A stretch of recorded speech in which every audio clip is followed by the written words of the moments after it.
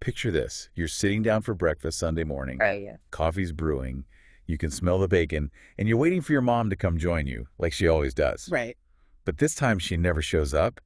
Those minutes turn into hours, and you start to get this really bad feeling that something's terribly wrong. Yeah.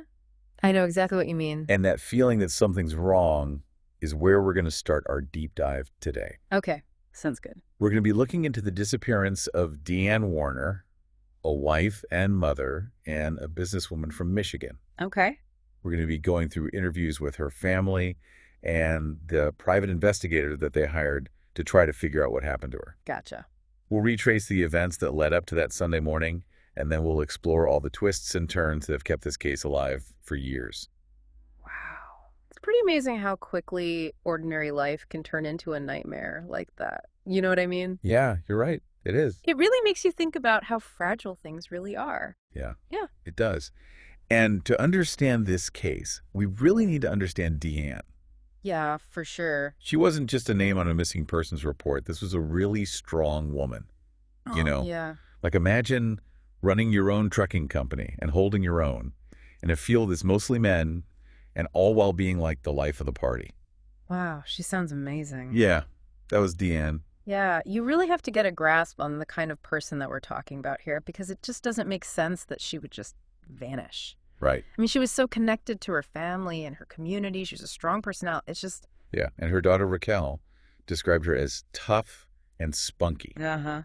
and always willing to help people out. You know, they were really close. They shared everything from Yeah. shopping sprees to going to the county fair every I year. love that. It just makes her disappearance that much more strange, you know? Right, because they were so close. Like when you're that close to somebody and all of a sudden you just stop hearing from them like that. It's deafening. It is, yeah. It's Yeah. like a huge red flag. Exactly. And that's exactly what happened on April 25th, 2021. Okay. So every Sunday, Deianne would have breakfast with Raquel and her family. Okay. But this Sunday, Deianne just wasn't there. Wow. Raquel tried to call her and text her, but no answer, and she just got more and more worried.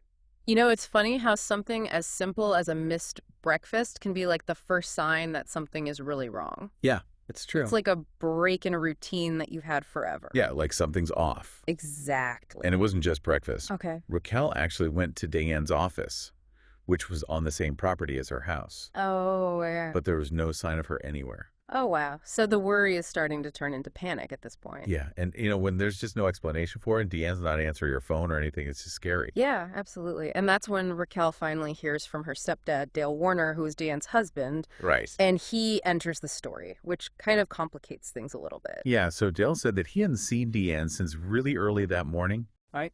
And that she left the house with her purse and a travel bag and her phone and even her curling iron. Okay. But something about the way he was acting just seemed off to Raquel. Yeah, I can see that. And what's interesting here is like we start to see these inconsistencies in the story right from the beginning. Yeah. I mean, what he's saying seems to make sense, but once you start to look a little bit closer, things don't really add up. Like, for example, Deianne's car was still at home. Okay. And she would never go anywhere without her daughter, Angelina. But Angelina was with a family friend that day. It So, just doesn't add up. right, it just doesn't make sense. And it's these little inconsistencies that cast doubt on the story that he's giving. Yeah, it's like a puzzle where the pieces just don't fit. Exactly. And Yeah. the more you look at it, the more you're like, wait a minute, something's not right here. And Deianne's brother, Greg, also had a weird conversation with Dale. Really? He knew that Deianne was not happy in her marriage Okay. and that she had told a few people that she wanted to leave Dale. So Greg asked Dale, like, what do you think happened to her? Yeah. And Dale's response was really bizarre. He suggested that maybe Deianne was in Mexico or Jamaica or even Australia with another man. Oh, wow. Okay, so those are some pretty wild accusations right off the bat, especially without any proof. Yeah, it makes you question Dale even more. Right, like is he trying to throw people off the trail here? Yeah, why is he coming up with these crazy ideas instead of actually trying to figure out where Deianne is? Exactly. And this just shows how important it is to focus on actual evidence when you're investigating something like this. Yeah, because speculation can really lead you down the wrong path. Especially when it's coming from somebody who might be involved, you know? Right, and there was no evidence that Deianne had traveled to any of those places. Uh-huh. Like her passport hadn't even been used. Wow. So as you can imagine, the family was getting more and more suspicious, and there was still no sign of Deianne. Right. So they decided to report her missing to the police. Okay. And that's when the official investigation began. And that's when things really start to heat up because now you've got law enforcement involved. Right, they've got more resources. And Yeah. they can start looking into things more deeply. Exactly. And what the police find only makes the mystery even deeper. Uh-oh. So the police are officially investigating, and Deianne's family is just desperate for answers. Right. I mean, you have to remember, this is a woman who ran her own business. She was so well known in her town, everybody loved her. Right. Nobody could imagine that she would just disappear like this. It's like she vanished. It really is. And the craziest thing is, as they investigated, it really seemed like that's exactly what happened. Did they find anything at all? They did a ton of searching on their property. They used helicopters and drones and cadaver dogs, even ground-penetrating radar. Wow. But they couldn't find a single trace of her. It's almost creepier than finding something, you know? I know what you mean. It's like it leaves you with so many questions, like, how is that even possible? Exactly. And that's what Deianne's family was going through. Just pure torture, not knowing what happened. I can't even imagine. So where was Dale in all of this? Did the police think he had something to do with it? Well, the sheriff at the time, Troy Bevere, he said publicly that they weren't ruling anyone out as a suspect. Okay. But he did say that Dale knew he was a person of interest. Uh-huh. They questioned him a lot, but he always said he didn't do it. He had nothing to do with Deianne's disappearance. But Deianne's family and the private investigator they hired, they weren't buying it. No, they weren't. And this private investigator, Billy Little, he was a really interesting guy. Oh, yeah? What's his story?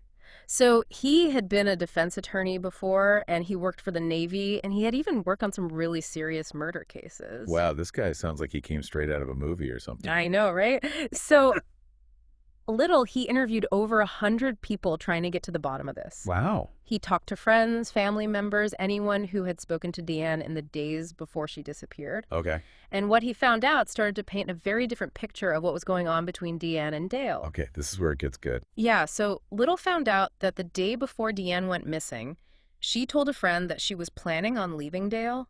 Oh, wow. She was so upset about it. She was even like throwing up and crying at her lash appointment. Oh, my gosh, that's awful. Yeah, she was going through a lot.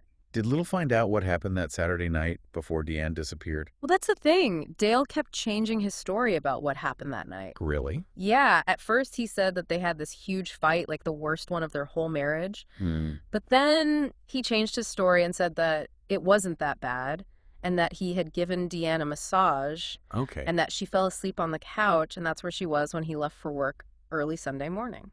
But that doesn't explain why she would leave all her things behind. Exactly. It just doesn't make sense. Her phone, her car, her daughter? Like, why? It's one inconsistency after another. So did anybody else have any ideas about what could have happened to Deianne? Yeah, I mean, some people thought maybe she just ran away, to get away from this messy marriage. But her family, they were like, absolutely not. She would never leave her kids, especially Angelina. Right. And Deianne was a fighter. Yeah. Like, I can't see her just running away from her life. Yeah, and there was no evidence of that at all. Like, she hadn't taken any money out of the bank or booked any travel. Right. And her family had checked their security cameras, and nobody had come to pick her up. What about suicide? Her brother Greg said he thought that was a possibility at first because she was so upset. Yeah, but he talked to some experts and realized that it didn't really fit with her personality or the situation. Right. She was a strong woman. Yeah, she wouldn't just give up like that. So the more they investigated, the more questions they had. It's like every answer just led to more questions. It was really strange. What happened next? So for a while, the case went cold. Oh, Months turned into years, and there was still no sign of Deianne. that's awful. Her family held vigils. They kept her story in the news. They begged for anyone with information to come forward. Yeah. But it was like they were hitting a brick wall. That must have been so frustrating for them. No answers, no closure. Absolutely. And then out of nowhere, the investigation took a huge turn. We're back, and the investigation into Deianne Warner's disappearance is about to take a big turn, remember? Right. It had been years with no answers and no closure for her family. Right. What happened next? Well, Sheriff Troy Bevere, the one who said that Dale was a person of interest, he actually asked the Michigan State Police to take over the case. Wow, that's a pretty big change. Why did he do that? He said it was the right thing to do to help Deianne's family and to move the investigation forward. Okay, so maybe he felt like things had stalled a little bit under his watch. Yeah, it's possible that he just thought a fresh set of eyes would help. I see. Did the Michigan State Police find anything new? Well, at first it was a lot of waiting. They had to go through all the evidence again and re-interview witnesses. Right. But there weren't any big discoveries right away. So Deianne's family was still in the dark. Yeah, it was tough for them. But then in November 2023, almost 3 years after Deianne disappeared, things changed. What happened? They arrested Dale Warner and charged him with Deianne's murder. Whoa. Hold on. They still hadn't found her body, right? No, they hadn't. It was a really unusual case. Yeah. The prosecutors thought they had enough evidence to charge him even without a body. So what kind of evidence did they have? Well, remember all those inconsistencies in Dale's stories Yeah. and the fact that Deianne was planning to leave him. Right. Plus, there was just no other explanation for why she would disappear. Right. So the police were able to build a pretty strong case based on all of that. Wow. That's amazing. So what did Dale say? He pleaded not guilty. He said he didn't do it. Of course. But this arrest, it gave Deianne's family some hope, you know? Yeah. Like finally, maybe they were going to get justice for her. Yeah. But without a body, it's still hard to believe that it's really over. Yeah, I know. And that's where this gets even crazier. 9 months after they arrested Dale, the police found human remains in a fertilizer tank on his property.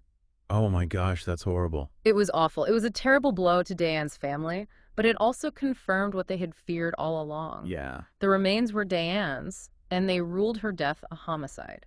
So after years of not knowing, Deianne's family finally had their answer, but it was a devastating one. They finally had closure, but at such a horrible cost. So what happens now? What about the trial? Dale Warner is still in jail, waiting for his trial. Okay. And now that they've found Deianne's remains, the prosecution has a much stronger case against him. Yeah, I bet. It's really chilling to think about how Deianne warned her daughter about Dale.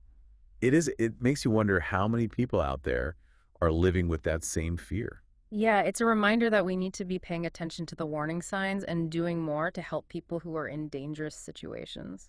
Deianne's case shows us that even in seemingly perfect families, there can be dark secrets. Absolutely, and it reminds us that we need to listen to our gut feelings and never give up on fighting for justice.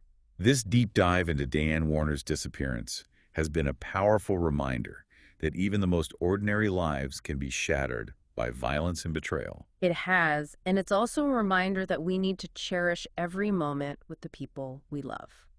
Well said. Thank you for joining us on this deep dive into Deianne Warner's case. Of course. We encourage you to share this episode with anyone who loves a good true crime story.